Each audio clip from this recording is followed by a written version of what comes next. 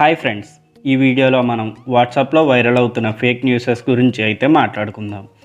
అసలు ఒక మెసేజ్ని ఫేకా రియలా అని ఎలా తెలుసుకోవాలి, ఇలాంటి మెసేజ్లు మనకు వస్తే ఏం చేయాలి అనే విషయాన్ని మెయిన్లీ ఈ వీడియోలో డిస్కస్ చేద్దాం. సో ఈ వీడియోని అయితే స్కిప్ చేయకుండా ఎండ్ వరకు చూడండి. మన ఛానల్ని ఇంకా మీరు సబ్స్క్రైబ్ చేసుకోకపోతే వెంటనే సబ్స్క్రైబ్ చేసుకోండి. సో ఇంకెంత ఆలస్యం, వీడియోలోకి వెళ్ళిపోదాం. Hi friends, this is SSR and welcome to my channel.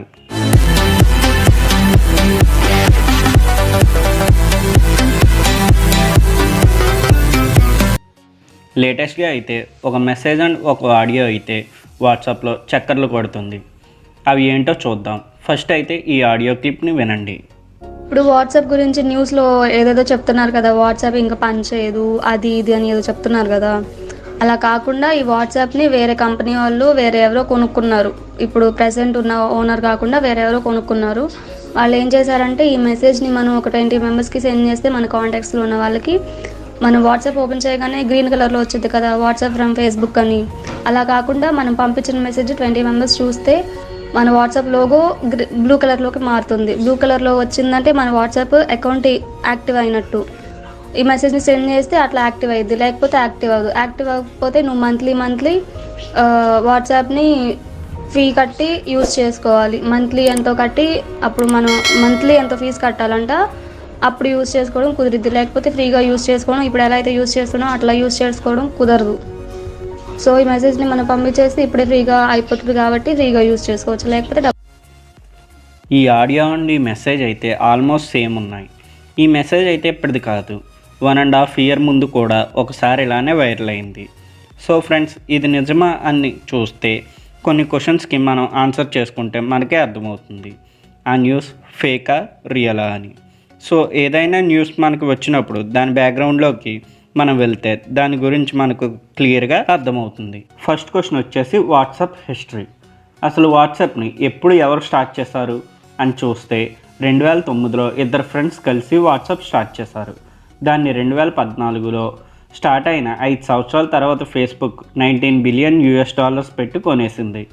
ఈ టాపిక్ పైన ఆల్రెడీ వీడియో అయితే నేను చేశాను, కింద ఉన్న డిస్క్రిప్షన్లో లింక్ ఇస్తాను, ఒకసారి వెళ్ళి చూడండి. సెకండ్ క్వశ్చన్, వాట్సాప్కి మనీ పే చేయాలా?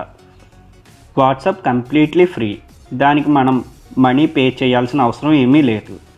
దీని గురించి కూడా నేను ఆల్రెడీ ఒక వీడియో చేశాను, దాని లింక్ కూడా డిస్క్రిప్షన్లో ఉంచుతాను, వెళ్ళి ఒకసారి చూడండి. థర్డ్ క్వశ్చన్, వాట్సాప్ ఫేస్బుక్ సేమా? వాట్సాప్ని 2014లో ఫేస్బుక్ కొన్నప్పటికీ వాట్సాప్ ఒక సెపరేట్ సెట్ ఆఫ్ ప్రైవసీ పాలసీలతో రన్ అవుతుంది. ఫేస్బుక్కి వాట్సాప్ చాట్స్ అండ్ కాల్స్ చూసి చదివే అవకాశం అయితే లేదు. ఇన్ఫ్యాక్ట్ వాట్సాప్ కూడా చదవలేదు, ఎందుకంటే WhatsApp end to end encrypted కాబట్టి. ఫోర్త్ క్వశ్చన్, February 8 నుంచి వాట్సాప్ పనిచేయడం ఆపేస్తుందా?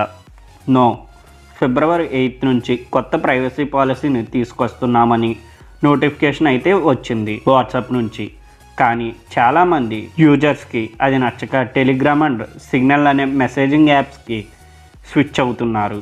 కాబట్టి May 15 వరకు పోస్ట్పోన్ అయితే చేసింది. సో ఈ పాలసీ అయితే మనం యాక్సెప్ట్ చేస్తే వాట్సాప్ మనకి పనిచేస్తుంది, యాక్సెప్ట్ చేయకపోతే ఏంటి అనే విషయాన్ని వాట్సాప్ అయితే ఇంకా ఏమీ చెప్పలేదు.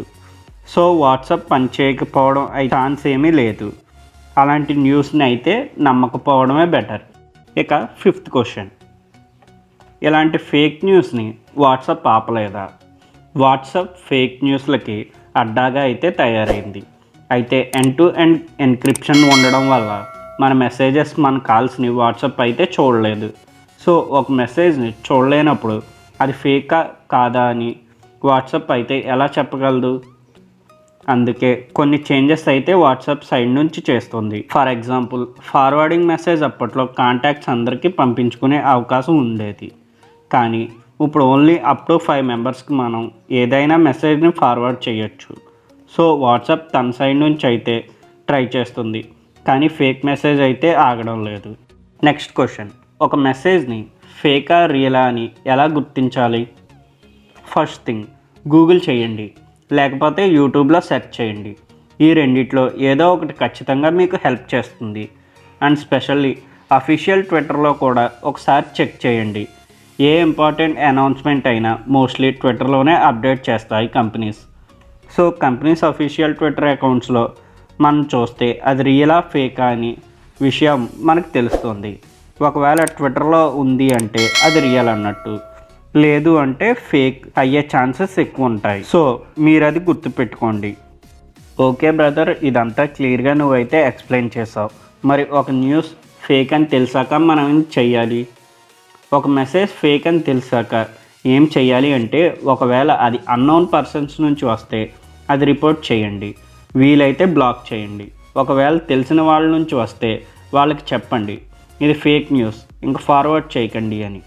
మీరైతే ఎట్టి పరిస్థితుల్లోని అటువంటి ఫేక్ మెసేజెస్ని అయితే ఫార్వర్డ్ చేయకండి.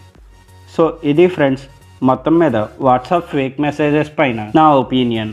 అసలు రియల్ ఫేక్ అనేవి ఎలా తెలుసుకోవాలి, ఇలాంటి కొన్ని డౌట్స్ అయితే నేను క్లియర్ చేశానని అనుకుంటున్నాను. ఒకవేళ మీకు ఇంకా ఏమైనా డౌట్స్ ఉంటే కామెంట్ చేయండి. అలాగే మీకు ఇంకా ఏం వీడియోస్ కావాలో కూడా కామెంట్ చేయండి. నా ఎక్స్ప్లెనేషన్ నచ్చితే వీడియోని లైక్ చేయండి. అలాగే మీ ఫ్రెండ్స్ అండ్ రిలేటివ్స్కి ఈ వీడియో షేర్ చేయండి. For more interesting updates follow me on Instagram and like my Facebook page. Thanks for watching.